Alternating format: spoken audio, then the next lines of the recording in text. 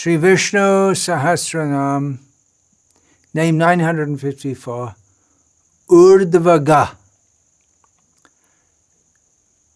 I remember my German godbrother, Urdhva-ga, we used to call him by this name, and I asked him what it meant, and he couldn't work out what it means, Urdhva-ga. But it's not Urdhva-ga, it's Urdhva-ga.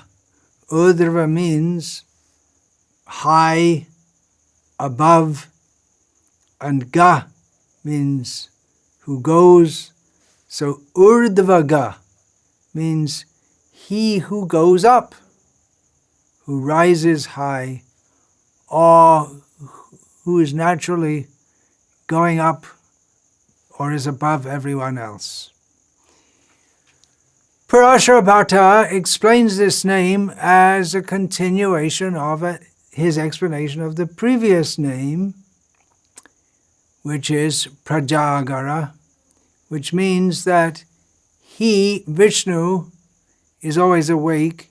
He always sleeplessly protects his creation and especially his devotees. And Parashara explains that he is by nature, Vishnu is by nature high above everything. He devotes himself to this task of protecting, overseeing, maintaining the creation, because whatever he does in a high way, prakrishta rupena. Prajagara, pra means in the best possible way, excellently. So whatever he does with aplomb, with natural, inbuilt excellence. This is Bhagavan, the Supreme. This name also comes in Balabhadra Sahasranam, and the translator Kushakrata has given the meaning exalted. Yeah, it's a good translation. He's exalted. He's high above. He stands above all. He's above everyone else in all respects. In whichever way we examine the personality and characteristics of the Supreme Personality of Godhead, he is in all respects above everyone else. His auspicious qualities cannot be outdone by anyone else. He's always on top. He's always in the front. He's always in the center of everything. We may not see him, but it's him who holds everything together. It's him who impels the living beings to act in various ways according to the acquired nature they're bringing with them, according to their desires. He's overseeing everything from above. Even there are so many great gods. We look up to the higher planets. We look up at night to the stars and where the gods are living. But he's high, high, even among them. He's not just high, he's on top of everyone. He's magnificent, lofty. These are his inherent attributes. He doesn't gain a position, just like we hear Indra gains his position by performing 100 horse sacrifices, or Brahma attains his position by acting as a perfect Brahmana in 100 births. But for Vishnu, he's always on top. Matah paratram nanyat kinchid asti dhananjaya. Krishna says, there's no one and nothing superior to me. And there are many other references in the Vedic literatures which establish Krishna as the Supreme. That's the very definition of God. He's above all. Everyone can understand. In the Christian tradition, or whatever tradition, If at all we have a concept of God, it means above all. That's why the idea that you can become God or we are all God, it's all bogus, because the very definition of God is that He is above all. I'm going to quote from a Christian hymn composed in English. Glory to God on high. Urdhva-ga, who is high. Glory to God on high. Let heaven and earth reply. Praise ye His name, His love and grace adore, who all our sorrows bore. Sing aloud evermore, glory to God on high. Let all the hosts above, in other words, in the Christian religion there's also a concept of angels above, but God is above them all. So the song goes, let all the hosts above join in one song of love, praising His name. Notice the name, praising His name. To Him ascribed be honor and majesty. Of course, not just ascribed to Him, but all honor and majesty are inherent in Him. Our concepts of honor and majesty, His Majesty.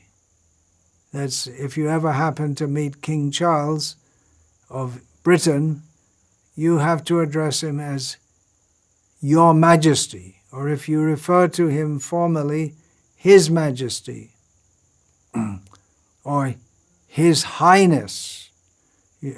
But there is no one more majestic or high than Urdhva-ga, Vishnu, the Supreme Personality of Godhead.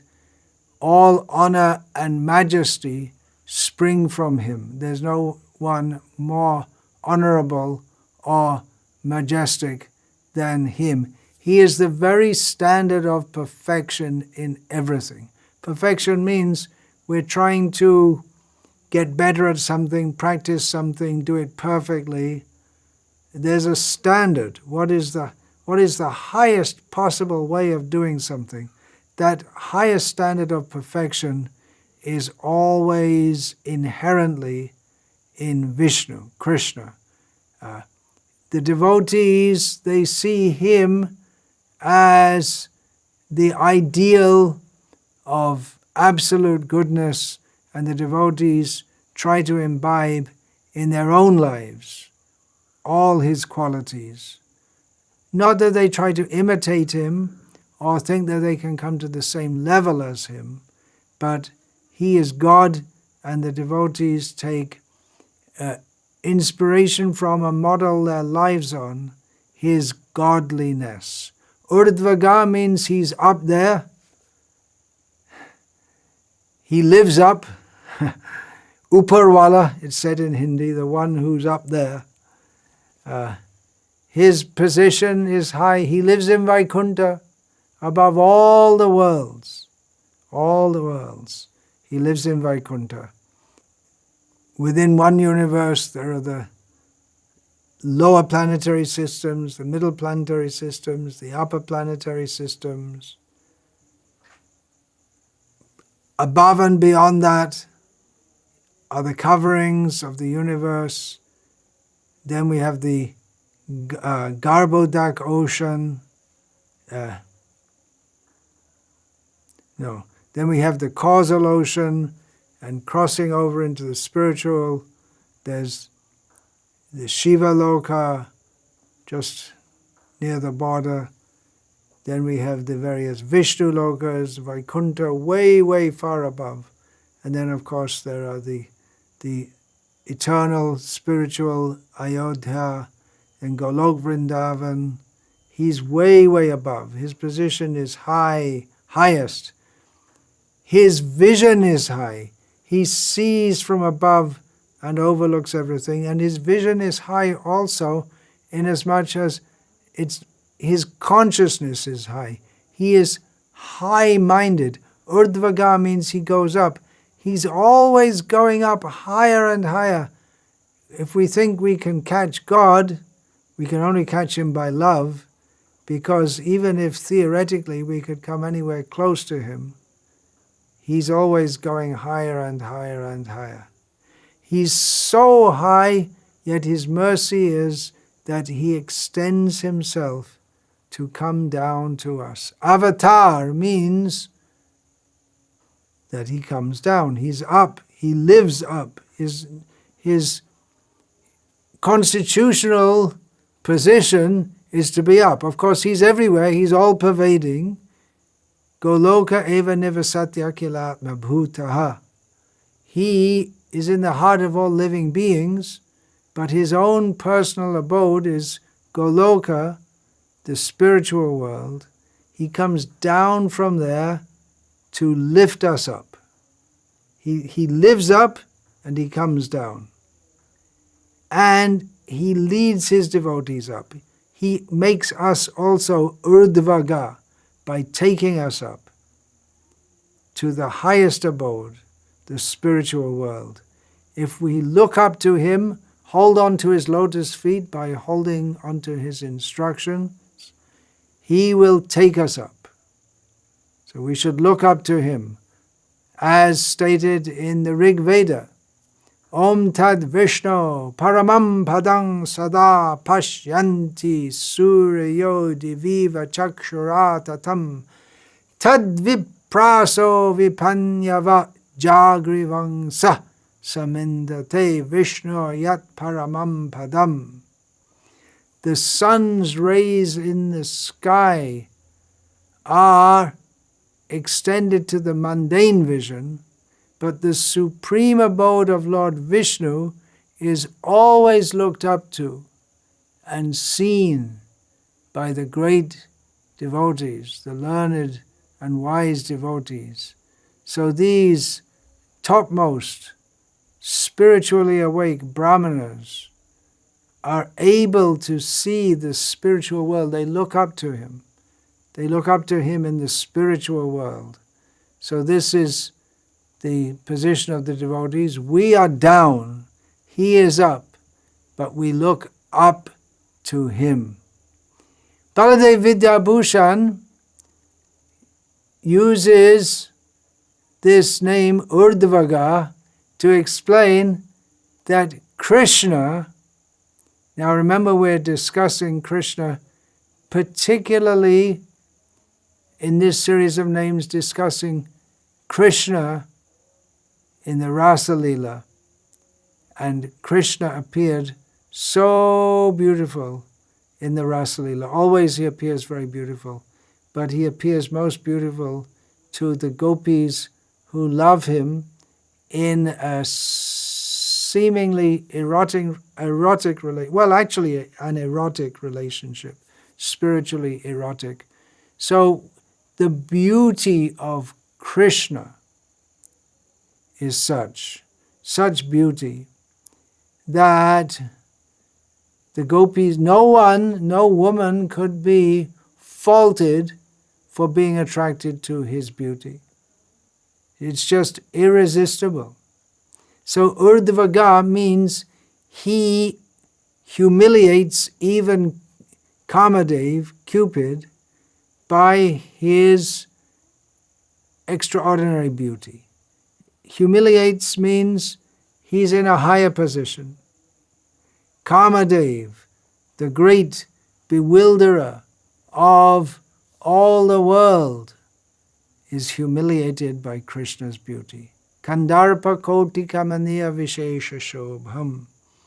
He is desirable to millions of cupids by his extraordinary beauty. In this regard, Baladev Vidyabhushan quotes from the Rasa Panch Adhyaya, the part of the Bhagavatam which describes Krishna's rasa dance. He quotes from the Bhagavatam, Chakasa gopi parishad gator chitas trilokya lakshmiye kapadang vapur dadhat.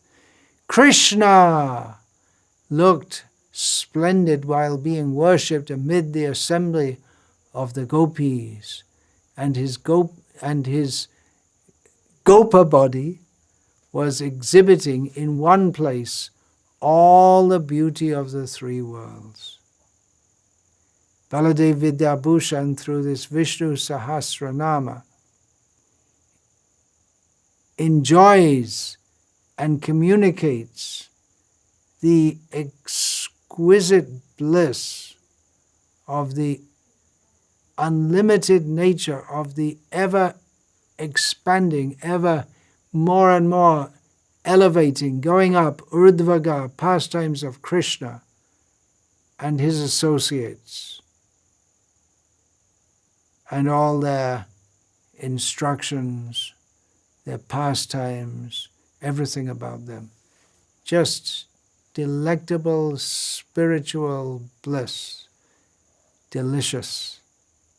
Vancha kalpatarubhyascha kripa sindhubhya evacha patitanam pavanebhyo vaishnavebhyo namo namaha.